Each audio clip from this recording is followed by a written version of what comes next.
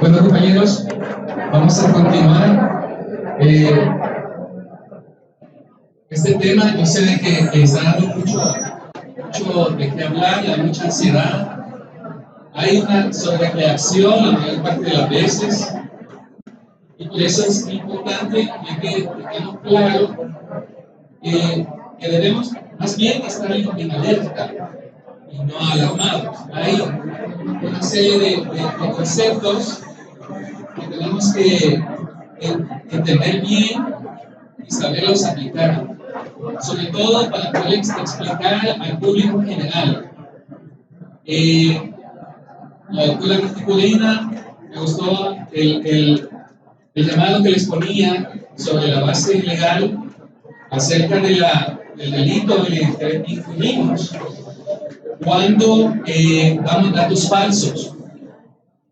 Entonces, muchas veces creemos que estamos frente a un evento, pero hay una serie de pasos que se tienen que dar para poder confirmar ese evento, y solamente habiéndolo confirmado es que se puede ya después dar el paso de la divulgación de la ocurrencia de ese evento. Entonces, para el caso del COVID, que es el coronavirus 2019, tenemos que seguir esa rigurosidad.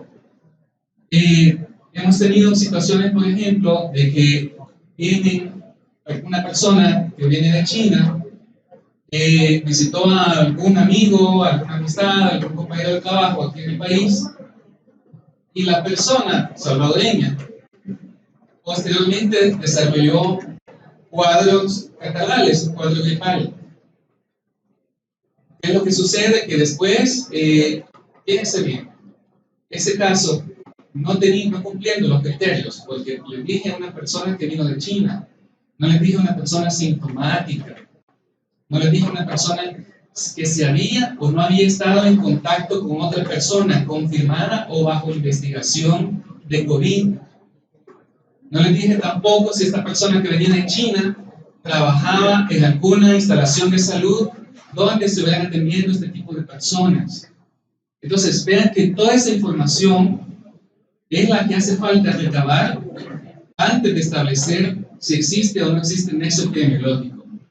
La palabra clave en este momento de la emergencia global que se tiene alrededor del COVID es saber comprender cuándo existe un nexo epidemiológico. Entonces, tenemos que, ya todos sabemos que el COVID, como recientemente se le nombró a este nuevo coronavirus, pertenece a una familia de virus comunes en los humanos, pero también en los animales. Y de ahí tenemos, por ejemplo, el SARS y el MERS, que saltaron de la circulación en los animales al humano, pero que estas tuvieron características muy similares a las que actualmente se están observando en el COVID. ¿Cuáles fueron esas características? Una tasa de transmisibilidad baja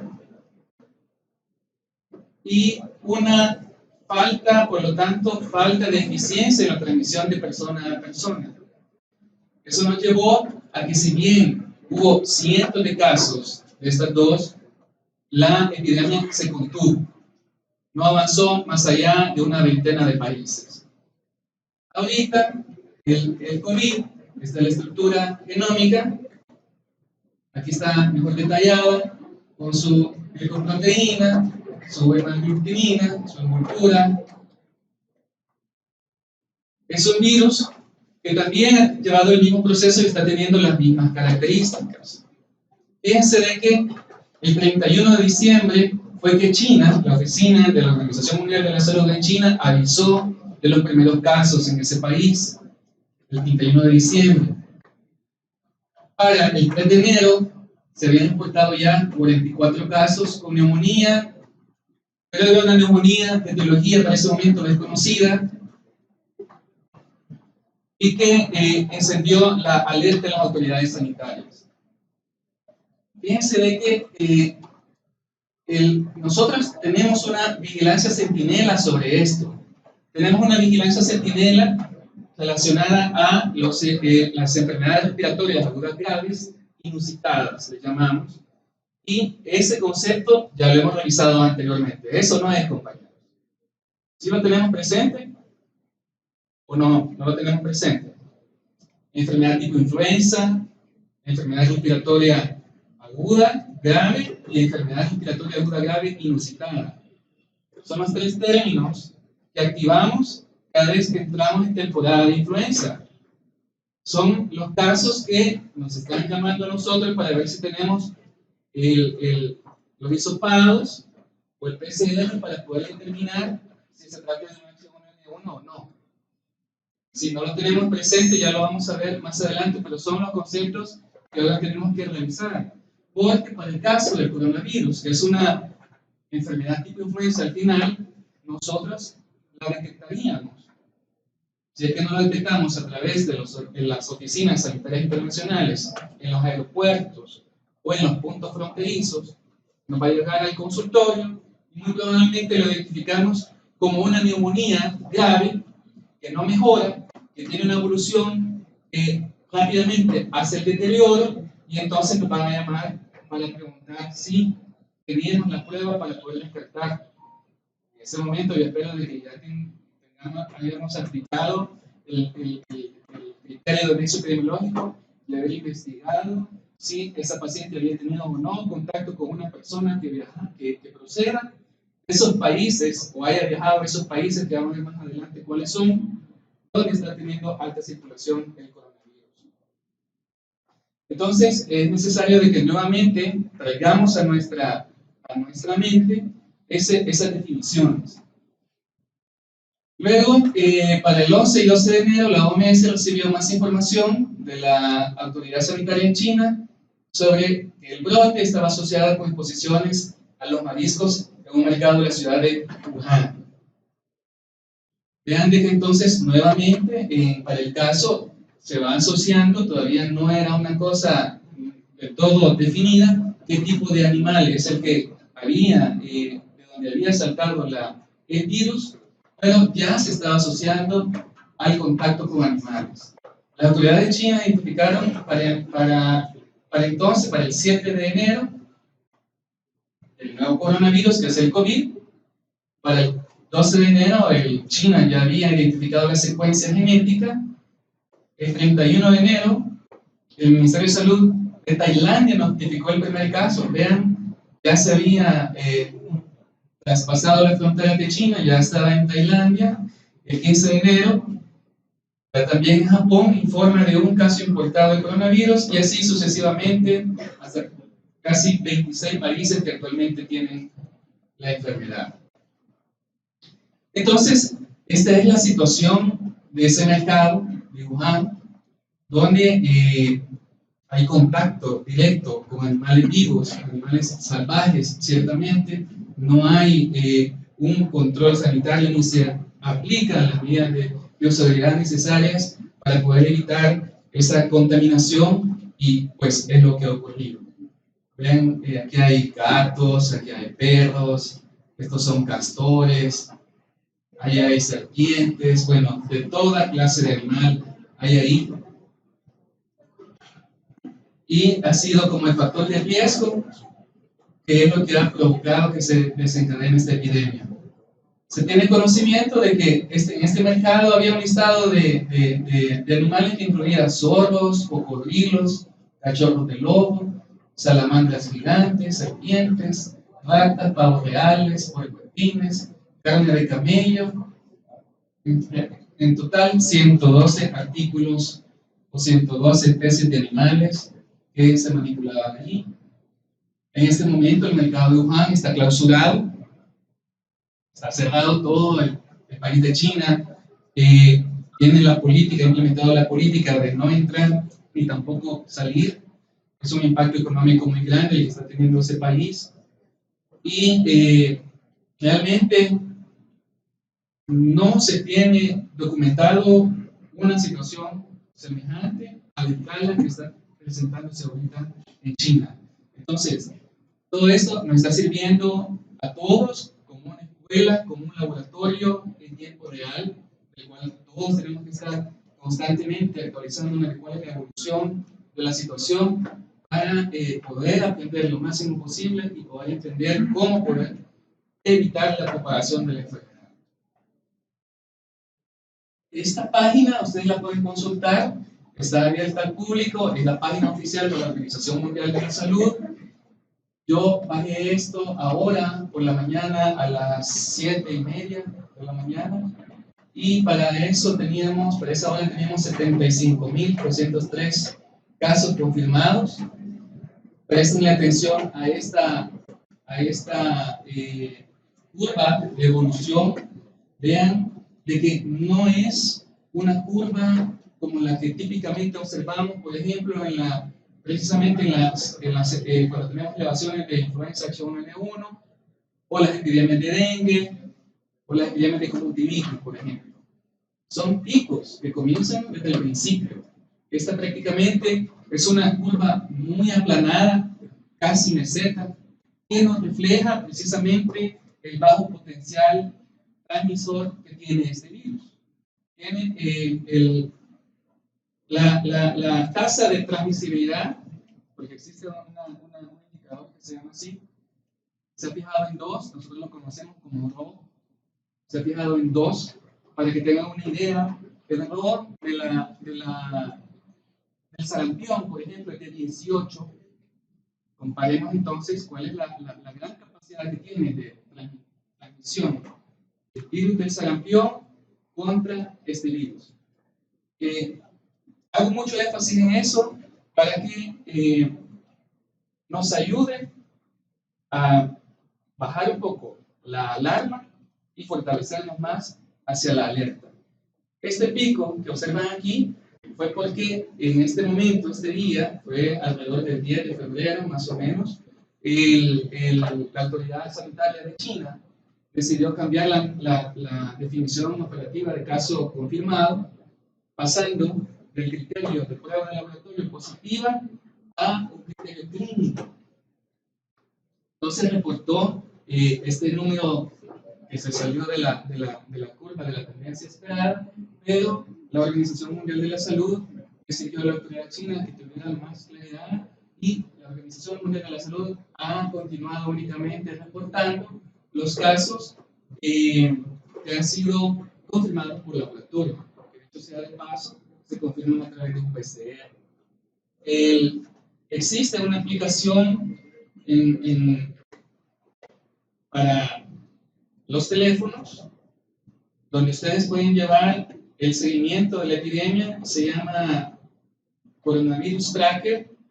Es la página de Johns Hopkins, y el Johns Hopkins ha creado también un dashboard similar a este. Ellos sí están incorporando los casos que China notifica como casos, o más bien había estado notificando los casos que China reportaba como casos clínicamente diagnosticados. Para este momento, entonces, tenemos casi el mismo dato. Esta es la página de Johns Hopkins, tiene también 75.284. Vean que esto es para ahorita. Esta página yo la revisé, como les repito, a las 7:30 de la mañana. Y entonces,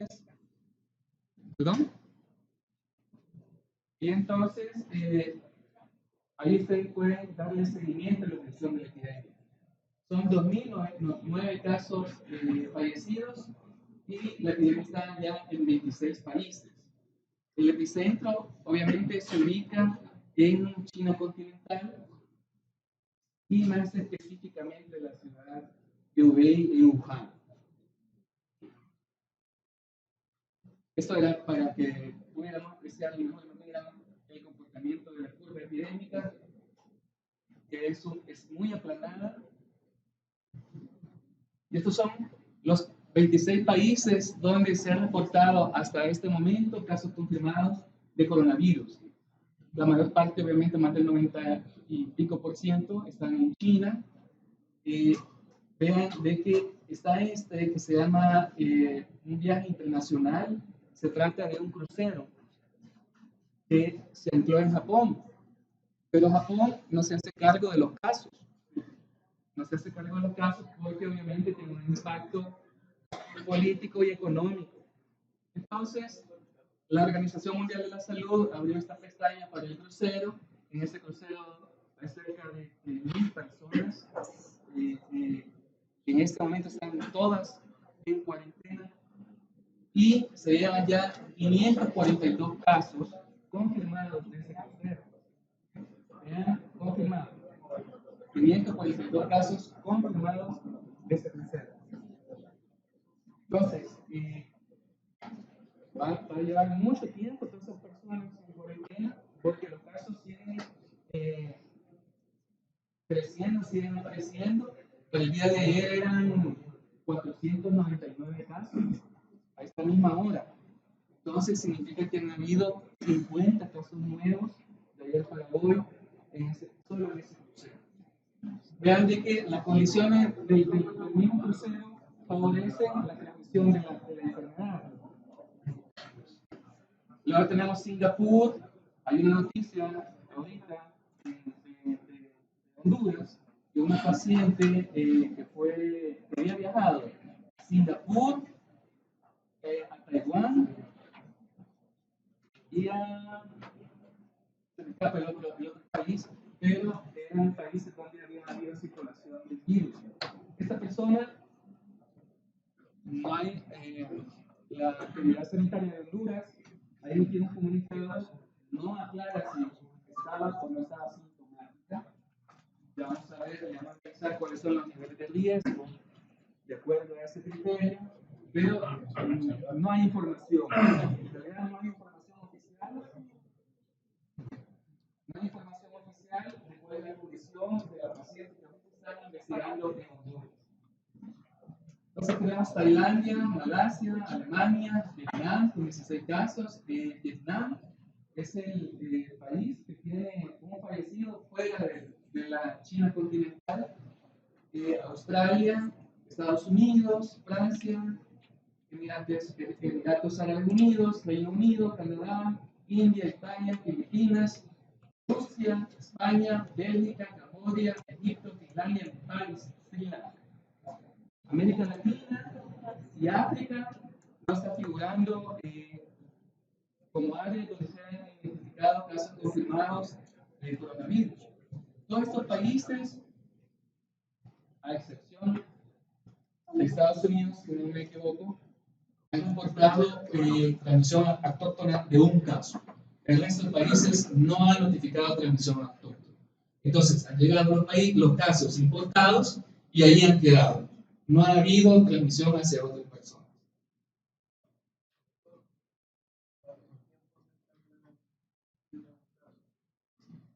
Es a través del PCR en cuestión de horas. Sí, horas. Sí, es únicamente a través del PCR. 2 o 3 horas se tiene el resultado. Y para que sea declarada curada esa persona, debe tomarle 2 PCRs que deben resultar negativos, con una diferencia de 24 horas por lo menos entre cada muestra.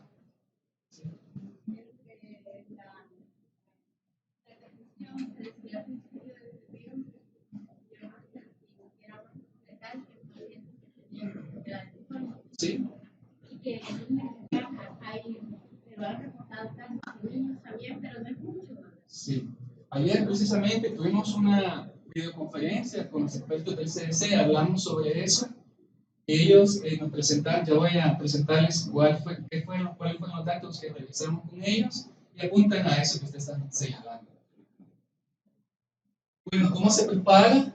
El virus se propaga principalmente de persona a persona, entre personas que están en contacto cercano entre sí. Esto es dentro de 2 metros. Los CDC, allá para los gringos son 6 pies, que equivale para nosotros a 2 metros. Y es a través de gotas respiratorias producidas por una persona infectada, tose o estornuda.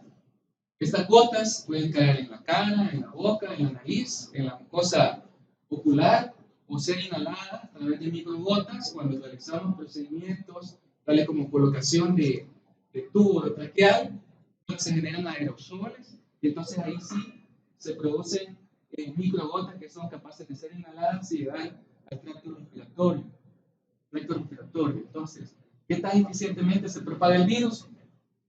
Pues parece que se propaga de una manera relativamente fácil y sostenible en China.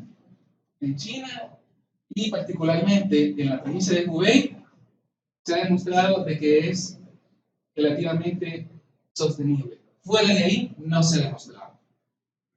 Hace falta estar todo en un bajo estricto monitoreo para poder ver cuáles son los giros que puede ir teniendo este comportamiento, pero hasta ahora, fuera de la China, no se ha demostrado una transmisión sostenida. ¿Cierto?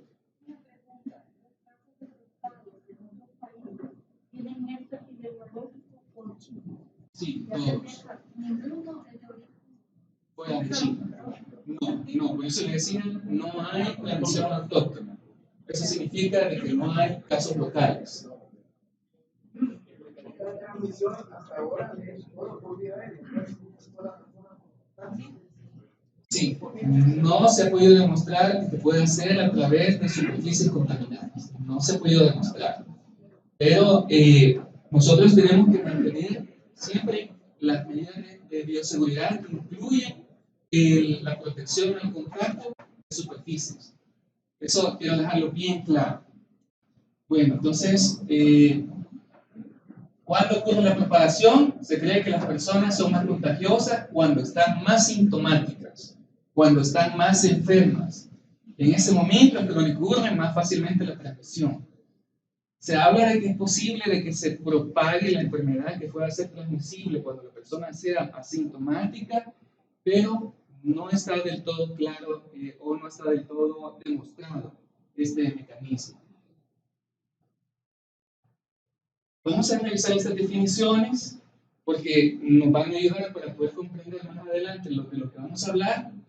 Y, por ejemplo, síntomas compatibles con la infección del COVID-19 incluye fiebre, tos, dificultad respiratoria subjetiva, fiebre, perdón, que aquí está mal la traducción, fiebre subjetiva o medida, y tos o dificultad respiratoria. La autoobservación significa que las personas deben permanecer alerta ante fiebre subjetiva, tos, dificultad para respirar, y si lo desarrolla durante el periodo de autoobservación, debe tomar su temperatura, limitar el contacto con otras personas y buscar asesoramiento médico por teléfono. Nosotros tenemos que dar la orientación. Por ejemplo, yo veo aquí compañeros que están con su mascarilla. La norma institucional establece que si yo tengo un proceso respiratorio agudo, tengo que autoaislar. Entonces sí, ando con la mascarilla, estoy autoaislado. Pero preferiblemente debe estar incapacitado. Tenemos problemas con las clínicas empresariales y ahí las jefaturas, aquí hay muchas jefaturas, tienen que ayudarnos con eso porque el autoaislamiento, el aislamiento es la primera medida de contención. Y no solamente porque estamos por la alerta del coronavirus, es para cualquier infección respiratoria o cualquier enfermedad que se transmita a través de gotitas de saliva. Llámese conjuntivitis, llámese catarro común, llámese influenza, enfermedad tipo influenza. Cualquiera de esas debe haber incapacidad del trabajador. Y los jefes nos tienen que ayudar a aplicar ese lineamiento. La incapacidad es de 5 a 7 días, por lo menos. Y dependiendo de la evolución, se puede extender esa incapacidad. No es solo es porque el reposo ayuda a la recuperación más rápida del trabajador, sino de que ¿qué hacemos con un seguro social donde todo su personal de salud esté enfermo? ¿Qué hacemos? Vamos al colapso. Entonces, por lo tanto, estas medidas de contención que están en los lineamientos de la influenza, también están en los de coronavirus, tienen que, por favor, vigilarse y cumplirse. Por favor. Luego tenemos el automonitoreo, son las personas que se toman a sí mismas la temperatura por lo menos 2 veces al día y deben estar alerta de presentar tos o dificultad para respirar. El aislamiento es la separación de las personas cuando están enfermas, separándolas de las que están sanas. Nosotros hemos dado la indicación de que los centros de atención preparen áreas donde puedan atender a los pacientes con cuadros respiratorios agudos separados de los que no presentan cuadros respiratorios agudos. Esa es una medida muy importante que nos ayuda a prevenir la propagación. Tenemos la cuarentena, que esta es la separación de las personas que han estado en contacto con alguna persona enferma, pero que todavía esa persona no está enferma. Para el caso, en el barco del que les hablo, las personas allí están en cuarentena, y de esa cuarentena siguen apareciendo casos nuevos. Significa que ahí hay personas que ahorita están sanas, pero que están en incubación, y hay esa misma contacto cercano facilita esa transmisión. De ahí no tenemos conocimiento. ¿Sí, doctor? ¿Es suficiente esa mascarilla o es necesario usar la N95? Porque en Chile parece que todo el personal médico está interesado.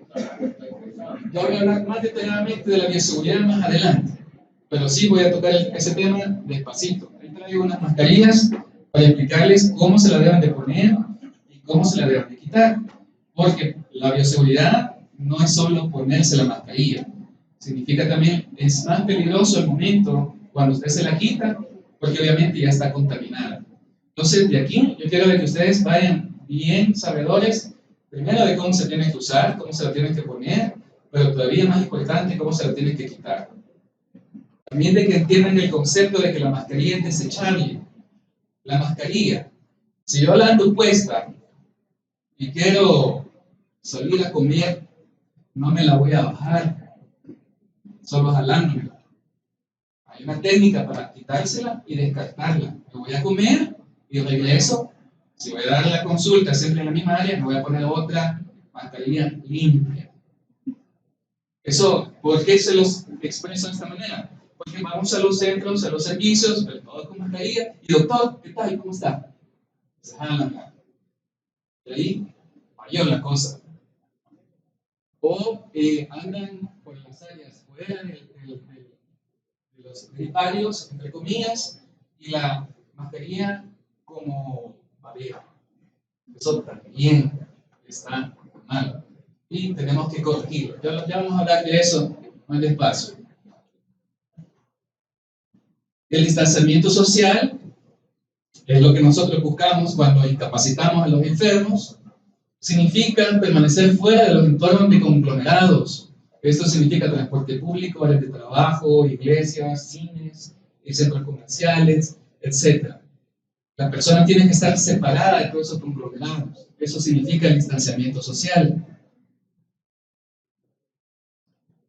Ahora vamos a ver las categorías de riesgo de exposición. De todo lo que vamos a revisar ahorita, es posible de que no todo se cubra, pero sí nos va a dar una buena idea de cómo debemos actuar cuando, de acuerdo al nivel de riesgo que identifiquemos. Todo sobre la base de que las exposiciones se aplican a los 14 días previos a la evaluación y las recomendaciones hasta 14 días después del evento de la exposición. Entonces tenemos los de alto riesgo. El alto riesgo lo tenemos cuando una persona vive en el mismo entorno, en el mismo hogar, o que sea pareja íntima, o brinda atención en un entorno no médico, como un hogar, para una persona con infección de COVID-19 confirmada clínicamente o por laboratorio, sin usar las precauciones recomendadas para el cuidado en el hogar y el aislamiento del hogar. Entonces, ¿qué es eso?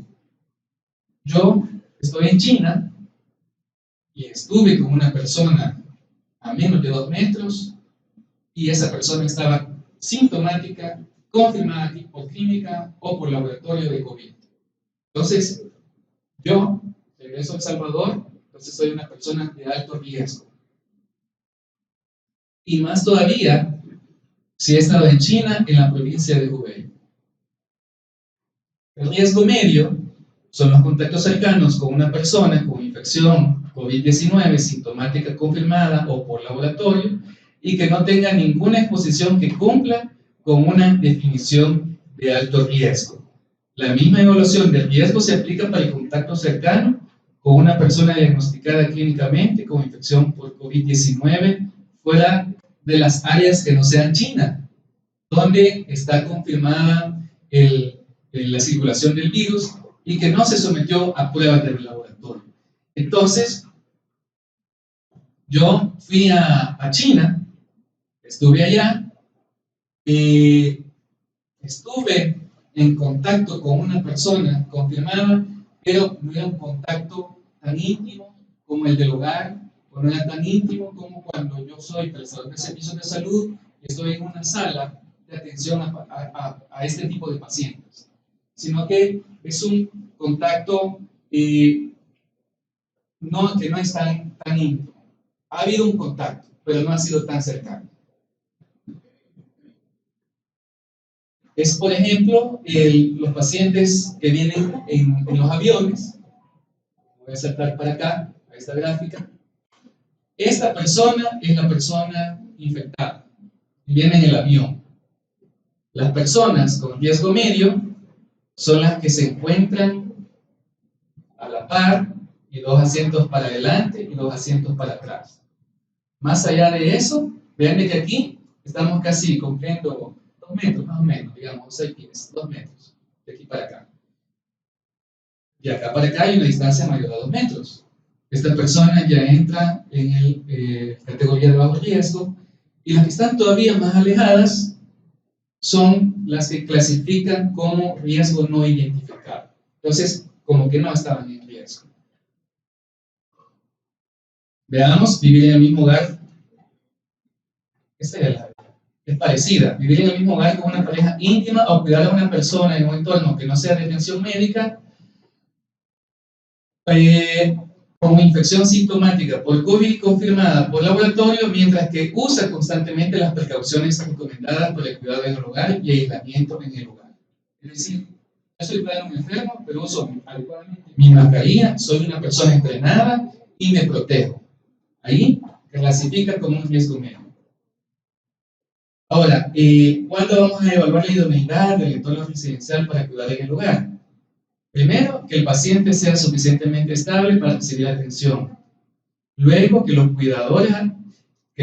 cuidadores obtengan el equipo apropiado y disponible, es decir, mascarilla, lentes, gorro, babacha y guantes. Y además, el entrenamiento. Existe una habitación separada donde el paciente puede recuperarse sin compartir espacio inmediato con otros y tiene recursos disponibles para acceder al alimento y otras necesidades. Riesgo bajo. Estar en el mismo ambiente interior, por ejemplo, un aula, una sala de espera del hospital, y que una persona con COVID-19 sintomático confirmado por laboratorio durante un periodo prolongado de tiempo, pero no cumple con la definición de contacto cercano.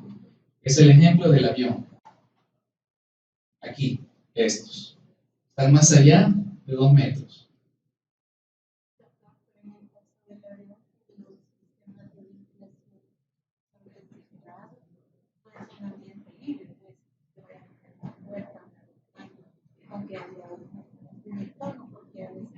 Una de las recomendaciones que a veces uno le da a las pacientes embarazadas que van a viajar es que realmente usen mascarilla como preventivos, porque el punto es que no pasarse también en el avión es un ambiente de aire reciclado, no es. Todas estas recomendaciones están basadas sobre la evidencia que se tiene del SARS y del MERS. Como se está observando el mismo comportamiento, tiene el mismo linaje, tiene la misma familia de procedencia, el mismo virus, se está aplicando de igual manera. Y en eso se comprobó que esta clasificación funcionó. Eso sí es una cosa que sí es muy importante que les tengo que aclarar bien. Todo esto está basado sobre las experiencias que se tuvo con SARS y MERS. Y SARS tuvo una tasa de transmisión de 10. Este está teniendo de 2. La tasa de letalidad del SARS alcanzó el 10% también. esta tasa de letalidad es del 2.3%. Entonces, sí ayuda. Y no existe riesgo o no hay riesgo identificable cuando se interactúa con personas con infección COVID-19 sintomática confirmada por laboratorio que no cumple con ninguna de las condiciones de alto riesgo, medio o bajo, mencionadas anteriormente, como caminar o estar previamente en la misma habitación. Es decir, yo voy en el transbordo, en el aeropuerto, y pasó a la par mía una persona, yo no sabía, pero pasó a la par mía una persona confirmada con el COVID-19, eso no significa que haya contacto. Eso no hay riesgo ahí. Los viajeros de China. Se cree razonablemente que los viajeros que han estado en la provincia de Hubei en los 14 días anteriores tienen un alto riesgo de exposición al COVID-19 en función del alcance y la magnitud de la epidemia en esa área. Estos viajeros deben ser manejados por tener una exposición de alto riesgo. Hasta ahorita no hemos tenido en El Salvador ninguno que venga de Hubei. Vienen de China y por eso hay una serie de preguntas que vamos a revisar más adelante que les tenemos que hacer a estos viajeros. Para la mayoría de los viajeros de áreas de China continental fuera de la provincia de Hubei se desconoce el riesgo de exposición, pero se cree que es menor que en esa misma provincia. Los miembros de las tripulaciones que han estado haciendo escala en China continental fuera de la provincia de Hubei en los últimos 14 días y que no tienen exposición conocida a personas con COVID-19 son evaluados de bajo riesgo. Vean que son personas que han estado en China, pero no han estado en contacto con nadie confirmado o sospechoso. Entonces son clasificados como de bajo riesgo.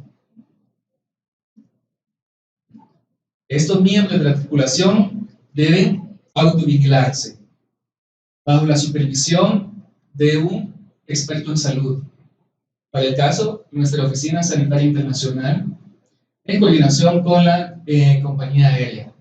Estos miembros de la tripulación no tienen restricciones de movimiento mientras estén en el país que estén de paso y pueden continuar trabajando en vuelos de pasajeros o carga siempre que permanezcan asintomáticos. En los lugares de trabajo, las personas con exposiciones de bajo riesgo al COVID-19 no están restringidas a los lugares públicos, incluidos los lugares de trabajo siempre que permanezcan asintomáticos. Vean que dice asintomáticos.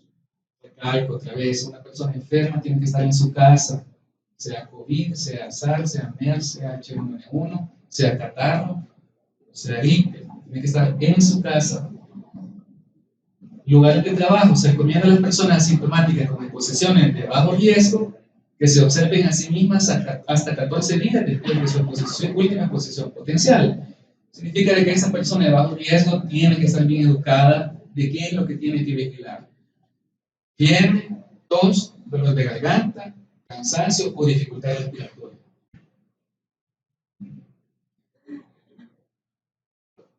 Las personas con COVID-19 confirmado deben permanecer en aislamiento. Nosotros,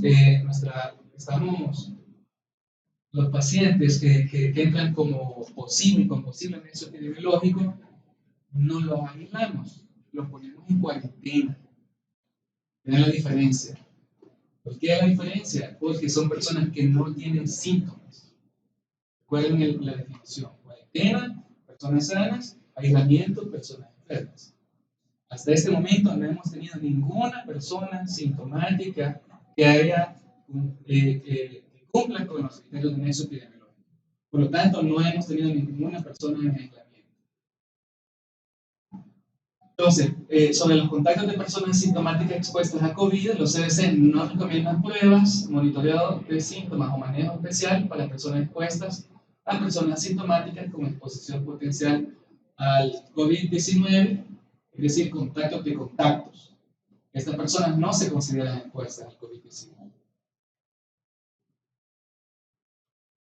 Este cuadro simplifica más todo lo que hemos revisado en las diapositivas anteriores.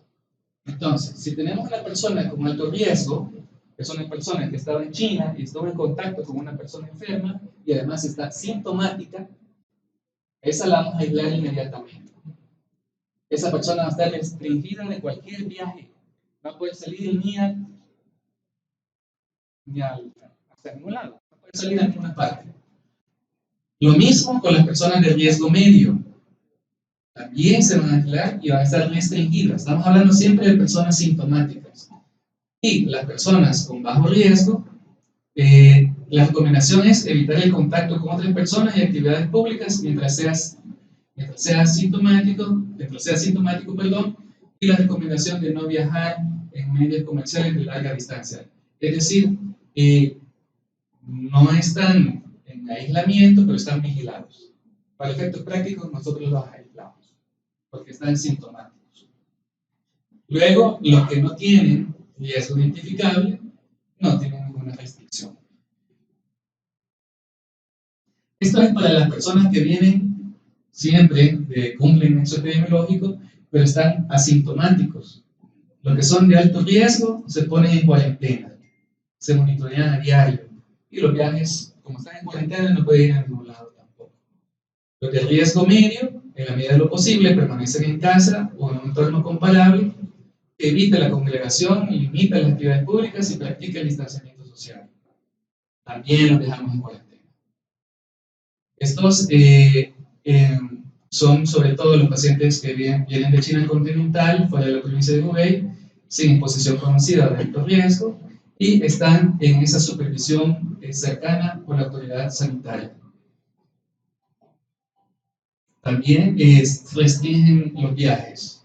Los de bajo riesgo, que están asintomáticos, no tienen ninguna restricción, solo se les recomienda la autoobservación, no se restringen los viajes, y los de riesgo no identificados se les educa, no se les da ninguna situación más allá de esa misma información que debe de tener sobre la enfermedad. Esto lo presentó ayer el equipo de CDC de Atlanta como resultado de las investigaciones que han hecho con los casos que se han tenido en China continental, y se caracterizó de esta manera la presentación clínica de la enfermedad. Un 83-98% presenta fiebre, un 82% presenta, o más bien de 46 a 82% tos, del 11 al 44% mialgia o fatiga, el 31% presenta dificultad respiratoria, náuseas, vómitos y diarrea están presentes en un 10%, pero reportados en una serie de casos. Esto es, digamos, más pequeño la evidencia del dato. Y los signos y síntomas infrecuentes encontrados fueron dolor de garganta, tos productiva, dolor de cabeza, hemoptisis, diarrea, y los vómitos y diarrea han ocurrido antes de la instalación de fiebre y signos y síntomas del tracto respiratorio bajo. Es decir, antes de que el paciente comience a dar signos de distrés respiratorio, había presentado un cuadro gastrointestinal previo. El curso clínico varía en severidad desde infección asintomática en un 1%, media a moderada enfermedad respiratoria en un 80%, a severa o crítica hasta fatal en un 15% de los casos. El potencial deterioro clínico ocurre durante la segunda semana de la enfermedad. Entonces, en la primera semana el paciente puede estar sintomático, muy comprometido, digamos, pero estable, pero durante la segunda semana sí ya presenta un deterioro muy marcado. El promedio de presentación de la disnea a partir de la fecha de inicio de síntomas es de 8 días con un rango de 8 a 13. El promedio de la instalación de la neumonía desde la fecha del inicio de síntomas es de 9 días. Y la mortalidad entre todos los casos reportados en China, como les mencioné anteriormente, ha sido del 2.3%. Los factores de riesgo, lo que la doctora mencionaba, los factores de riesgo de la enfermedad severa, se apunta hacia personas ancianas o personas que tienen comorbilidades como diabetes, hipertensión y enfermedad cardiovascular. En realidad, yo solo tengo conocimiento de un caso reportado de un niño a través de una transmisión vertical. No tenemos reporte de más niños con COVID-19. Los hallazgos más comunes en laboratorio son la leucopenia en el 9-25% de los casos, leucocitosis en el 24-30%, linfopenia en el 63%, hay transaminasas elevadas en un 37%.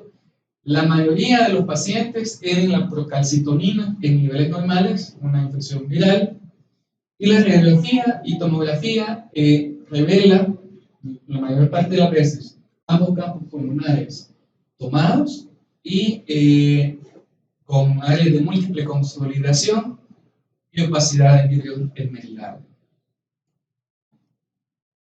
No existe tratamiento específico disponible. Se recomienda que los corticoides se eviten a menos que haya una indicación precisa para ello. Y en este momento se están realizando exámenes clínicos aleatorios con Remdesivir y Lopinavir. Todavía no hay resultados concluyentes que nos digan por ahí va a venir la respuesta para esta enfermedad.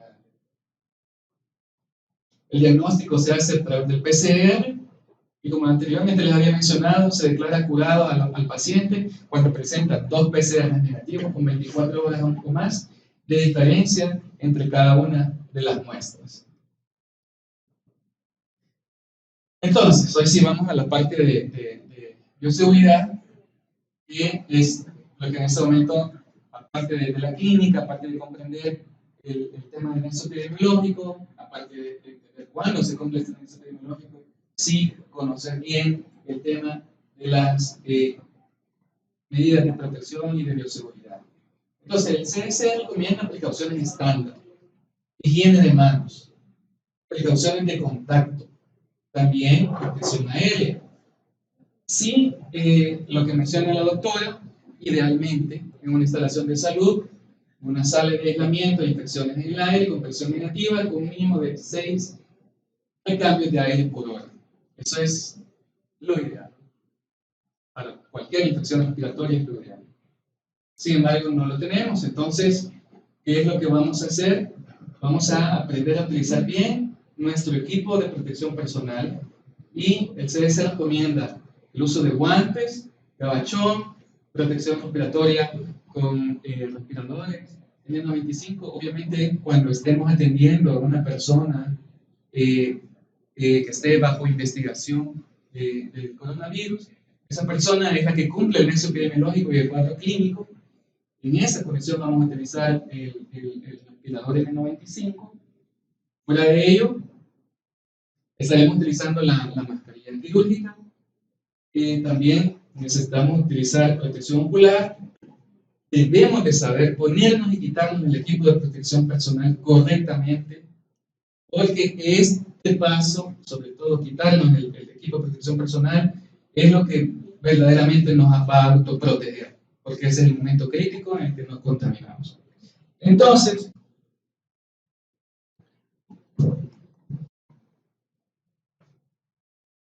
cuando me voy a poner el equipo de protección personal, siempre tengo que comenzar poniéndome el gorro. Es lo primero que me pongo, ¿verdad?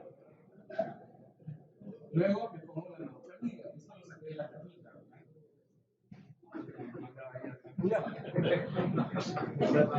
No la había usado. Saqué de la cajita, entonces de qué lado me la voy a poner.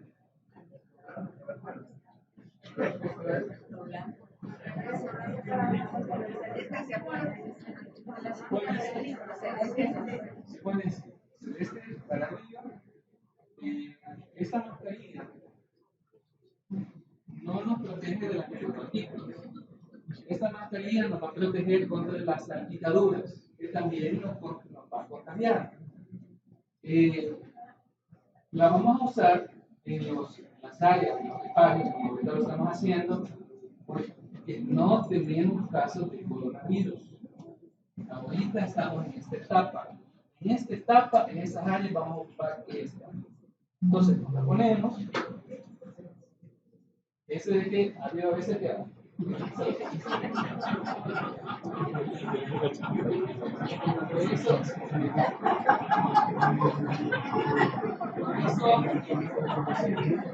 eso Por eso estamos dando el tiempo de hacer la demostración, porque no vaya a ser.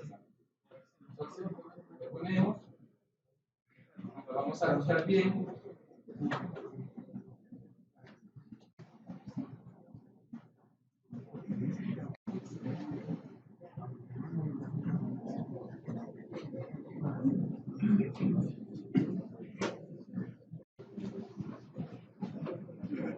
Yo he visto que hay gente que también se la amarra aquí, se hace una chonquita. Eso tampoco está correcto. Tenemos que ponernosla acá. Porque si hacemos la chonquita aquí, esto hace que queda una mierda entrada. Entonces, la mejor forma de poder sellarlo, mejor que se pueda, de hecho, no se sella mucho, es ponerla en el cuello. Y se hace bonito, ¿verdad? Luego nos acostamos acá.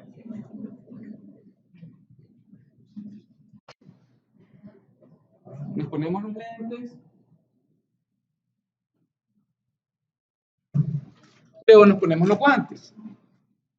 Obviamente, la música también es el gabachón. Lo ve la Diana con gabachón. El doctor la anda muy bien. ¿Cuál es el doctor, por favor?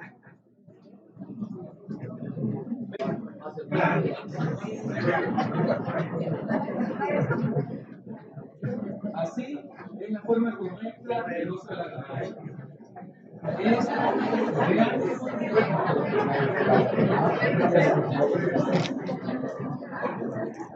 Vean que el doctor lo usa con los botones cerrados. Esa es la forma correcta del uso de la gabacha. La gabacha no es para andarla como que es saco. No es una prenda, no un artículo de moda. Es una herramienta, es un equipo de protección personal. Es un equipo de bioseguridad. Y como tal debe ser usado. Gracias, doctor. Entonces, un aplauso para el doctor.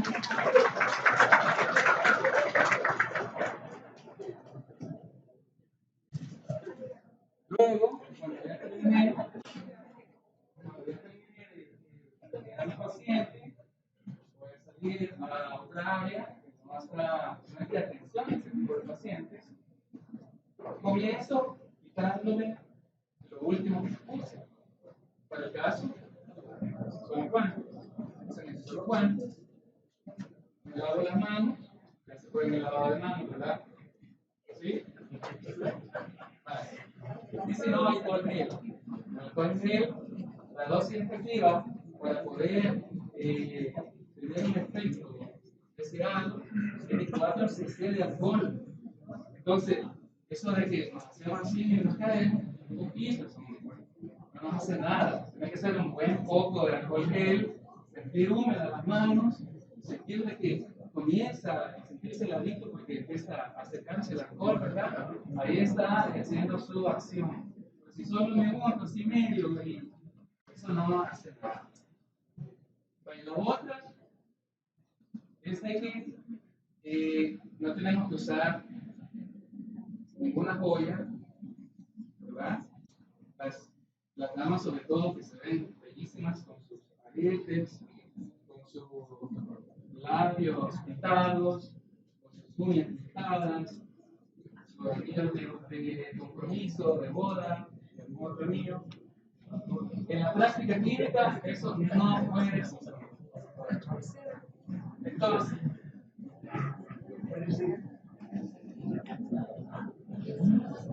y esta sí es ficha cantada. Tengo bajo mi responsabilidad también el tema de las infecciones asociadas a la protección sanitaria y la resistencia bacteriana. Por lo tanto, vamos a andar en el monitoreo, estamos en ese trabajo de reactivar ese monitoreo fuerte del cumplimiento de eso, porque vemos compañeras muy guapas, pero con zapatos de plataforma, abiertos, compañeras muy elegantes, pero sus uñas largas, y ahí falla la cosa. Lo mismo con el personal de enfermería. entonces ya me quité los guantes, me quito los lentes, esto lo voy a poner en una o en un balde con una solución de hipoclorito de sodio porque está contaminado, lo tengo que desinfectar. Voy a quitar ahora la mascarilla. ¿Cómo me quito la mascarilla? ¿Cómo?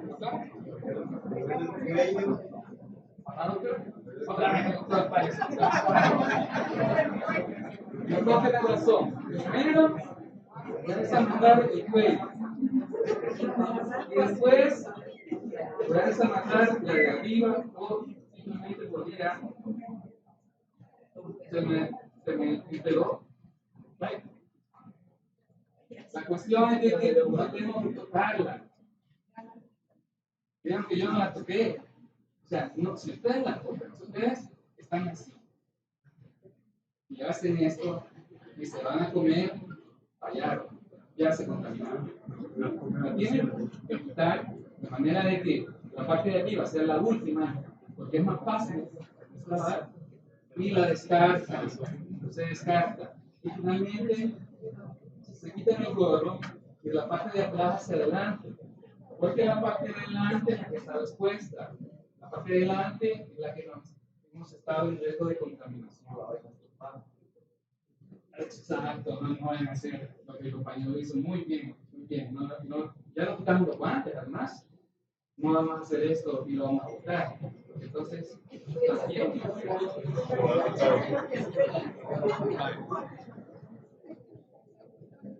Luego tenemos el respirador N95. El respirador N95 igual. Vamos a primero la parte de abajo, colocarla. Con este lo que vamos a hacer son unas pruebas de colocación. Las pruebas de colocación incluyen que vamos a soplar para ver que no haya fuga y vamos a respirar hondo para ver de que se colapse. O sea, con esto cuesta respirar, no es bien difícil. Pero si nosotros no hacemos esas pruebas, no va a estar cumpliendo la función este equipo de protección personal. Otra prueba que se puede hacer es de que cuando se la coloque, algún colega, de hecho, lo ideal es que siempre esté algún compañero vigilando cómo usted está quitándose el equipo. Pero para el caso, la prueba es que se atomice un poquito de loción, que no sea mi cara, porque se va a enfatizar. Y si siente algún olor, no está bien colocado. Hay que ajustarla mejor. Entonces,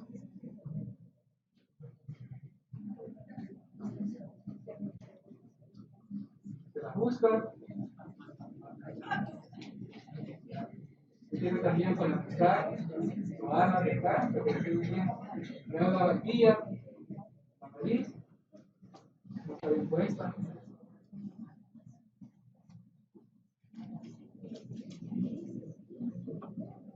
Y entonces va a sentir que empieza a cansarse.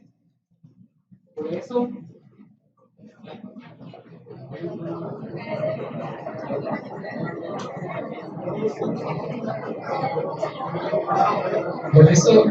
este tipo de mascarillas no es para andar en los pasillos, es para estar en el manejo del paciente, únicamente. Después se la va a retirar de la misma forma que la mascarilla quirúrgica.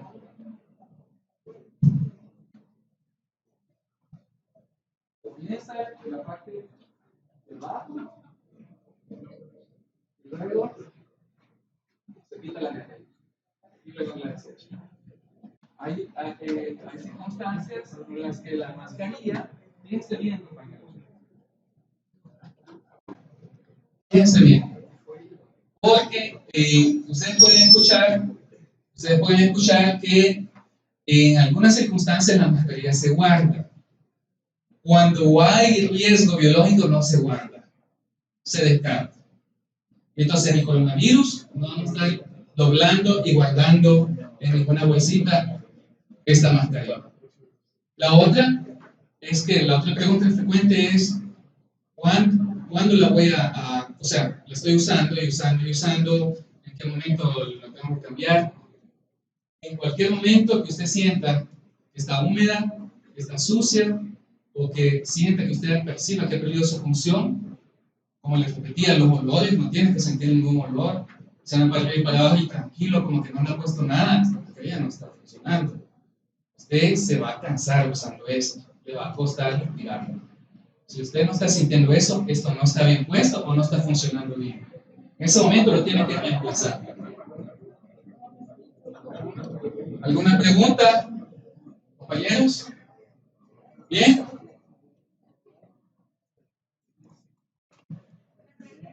Hola.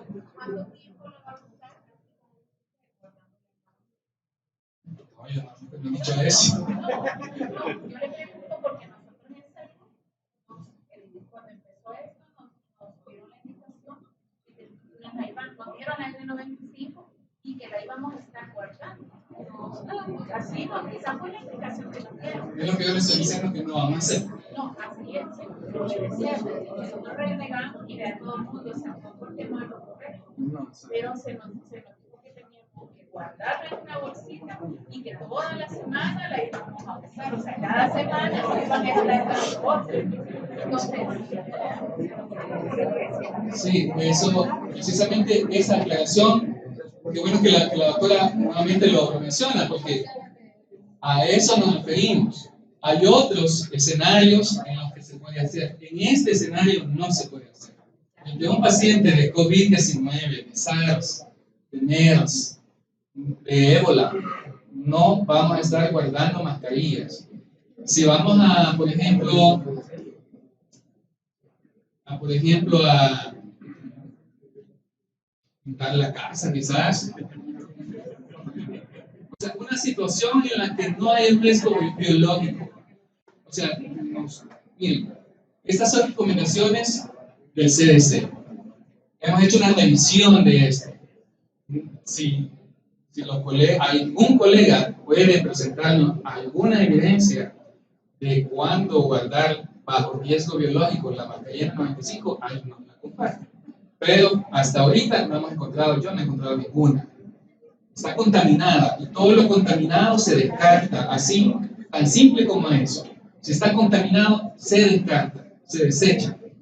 No vamos a entrar en riesgo. Porque hay otro elemento importante. Una de las preguntas frecuentes es ¿cuánto sobrevive el virus a la desecación? O en las superficies inanimadas, ¿cuánto sobrevive?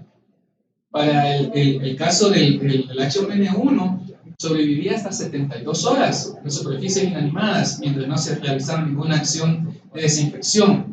De este virus no tenemos la información todavía. No se han hecho los experimentos. Entonces, frente a eso, vamos a aplicar lo que hemos aprendido de otros virus. En sí nos podemos contaminar a través aunque de esto yo les mencioné anteriormente que no estaba clara, el papel de los fomites o el papel de las superficies contaminadas al momento de la transmisión. Nosotros lo vamos a tomar en este momento como que sí es eficiente, que sí es efectivo. La otra, las áreas de atención o donde estuvo un paciente debe ser desinfectada con hipoclorito de sodio. El personal encargado de la limpieza tiene que estar bien entrenado. Tiene que utilizar también el equipo de protección de bioseguridad para la protección de él mismo y también para evitar la diseminación. Y debe hacerse con mayor énfasis en aquellas superficies donde ocurra contacto frecuente, como los sitios de los escritorios, de las consultas y de las emergencias. Los médicos, los colegas médicos que estén atendiendo griparios deben tener mucho cuidado con su celular. Tenemos la costumbre de que el celular es como, híjole, nadie vive ya sin esto, ¿verdad? Siempre lo ponemos en el escritorio, así, esperando a ver cuando suene o estar pendiente de que el mensaje cayó o de alguna llamada importante. Esto no lo vamos a poder hacer. De hecho, no se puede hacer durante el acto de la consulta porque esto se convierte en un elemento de fácil propagación de cualquier epidemia. Entonces lo vamos a tener siempre en nuestra gabacha, o en el bolso, o adentro de la gaveta, del escritorio, de manera de que evitemos que esto se contamine con la gota de saliva que expulsamos al hablar o toser. Vaya, luego viene, esta es la definición que tenemos nosotros de caso sospechoso. Esta es la definición oficial. Cualquier persona que presente fiebre, con síntomas respiratorios, tos, rinorrea, congestión nasal, cefalea, orinofagia, cansancio o dificultad para respirar, y que además tenga historia de viaje a un lugar con circulación activa del virus en los 15 días, la definición nacional habla de 15 días, anteriores al inicio de los síntomas, o que haya tenido un contacto con un caso en los últimos 15 días previo al inicio de los síntomas. Esto ya lo tenemos pegado en los consultorios. Yo doy fe de eso. La 1 de mayo no hemos ido todavía, pero vamos a llegar. Pero el resto del centro de detención hemos comprobado de que las áreas donde se tienen pacientes con gripe tienen pegadas las definiciones operativas de caso.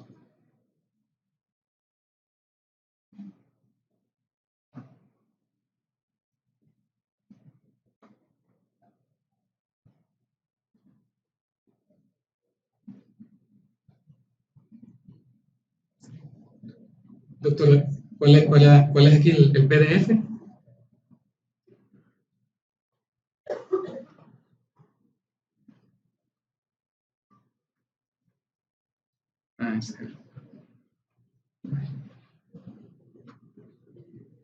Esta es la normativa nacional vigente. Se los dejo aquí con el doctor Edward Herrera para que se los transmita, aunque ya se había enviado anteriormente a los directores. Y aquí vamos a ver las definiciones de las que al principio les hablaba sobre la enfermedad tipo influenza, la enfermedad aguda grave y la enfermedad aguda grave inusitada. Son estas. Con estas nos vamos a ayudar a hacer vigilancia. Se las vamos a mandar para que las lean despacito, las asimilen bien, porque en cualquiera de estas etapas es que nos puede llegar el paciente.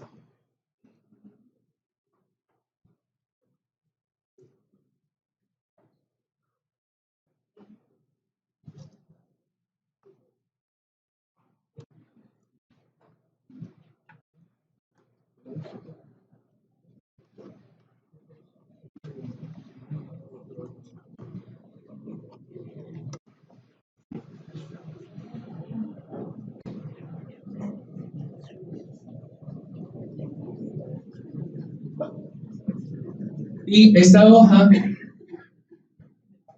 también se la vamos a dejar aquí al doctor. Está basada en una hoja que desarrolló el CDC de Atlanta y contiene qué es lo que nosotros deberíamos investigar al momento de hacer la búsqueda de un nexo epidemiológico. Vean lo que incluye. Son datos demográficos, luego vienen las preguntas de si el paciente presenta los signos y síntomas de fiebre, tos, dolor de garganta, dificultad respiratoria. Esto solo es de ir poniendo un chequecito. Si el paciente presenta estos signos y síntomas adicionales, que son estos otros: resfriado, cefalea, dolor muscular, vómito, diarrea, si hay algún otro signo o síntoma, hay que especificarlo. Y aquí viene ya. En los últimos 14 días anteriores al inicio de los síntomas, el paciente estuvo en la ciudad de Wuhan, China, sí o no sabe. El paciente vive en la ciudad de Wuhan, sí o no sabe. La fecha del viaje hacia la ciudad de Wuhan, en caso de que haya contestado que sí. Fecha de viaje de la ciudad de Wuhan y fecha de llegada a El Salvador. Si estuvo en China, si es que ha estado en China, el paciente vive en China, igual las fechas de viaje desde China y llegada a El Salvador. O si el paciente ha estado en alguno de los países o ciudades reportados con circulación de COVID. Esto lo hicimos hace que una semana, todavía no se llamaba COVID. Si el paciente vive en ese país o ciudad, si tuvo contacto cercano con una persona quien está bajo investigación por COVID, sí o no, si el contacto fue estrecho, confirmado por laboratorio, si el paciente estaba enfermo al momento del contacto, es otro dato importante, si el sospechoso es un ciudadano extranjero o en qué país se diagnosticó el caso con COVID, si el paciente es un trabajador de salud, si tiene antecedentes de haber estado en un centro de salud como paciente, como trabajador o como visitante allá en China, si el paciente es miembro de un grupo de pacientes con enfermedades respiratorias graves, por ejemplo, que tenga fiebre y neumonía, que requieren hospitalización de etiología desconocida, en la cual hoy está siendo evaluado. Hay que poner aquí si el diagnóstico que se le hace de esta enfermedad pulmonar es clínico o radiológico, si presenta síndrome de estrés respiratorio, etc.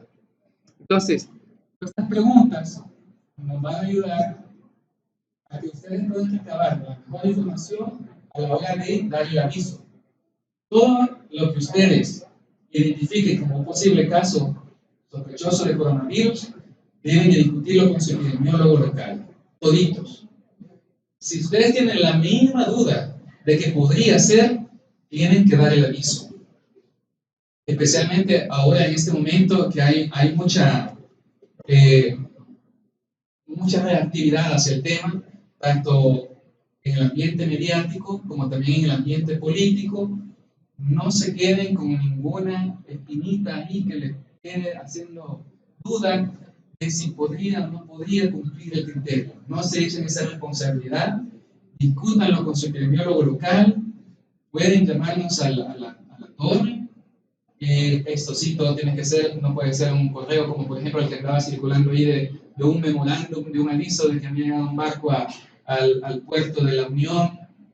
¿Quién va a dar un aviso de eso por memorándum? Inmediatamente era una cosa que no, ¿verdad? Resultó ser un simulacro. Esos avisos se dan personalmente por llamada telefónica. No debemos estar mandando WhatsApp tampoco, compañeros. No debemos estar mandando WhatsApp. Yo le avisé y ¿cómo? Le mandé un WhatsApp. No, compañeros. El WhatsApp ya perdió la eficiencia en la comunicación.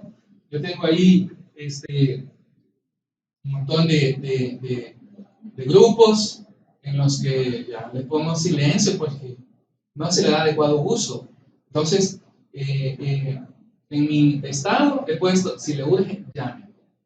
Esto es urgente, compañeros. Tenemos que llamar. Tenemos que llamar por teléfono al epidemiólogo local y el epidemiólogo local se va a poner en contacto con nosotros y que le vamos a preguntar todo lo que acabamos de realizar aquí. Todo esto. Sí, las mismas preguntas les vamos a hacer. Entonces, les dejo eso, esa herramienta para que puedan también hacer uso de ella. Se puede pegar en los consultorios o lo pueden tener en su teléfono o algún mecanismo que nos sea factible y fácil para poderlo consultar y orientar de la mejor manera la entrevista que vamos a hacer. Eso es todo lo que les traía. Muchas gracias.